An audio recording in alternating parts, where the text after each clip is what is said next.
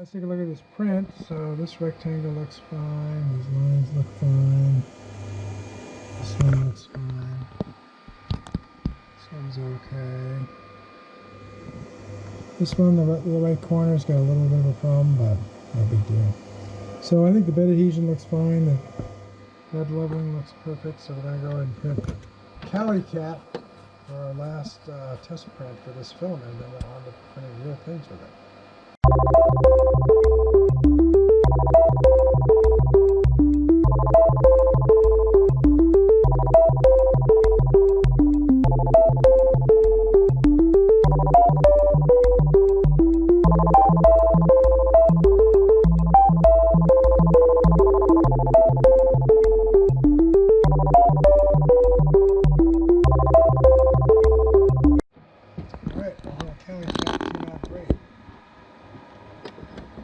I don't see any problems with it, so looking good.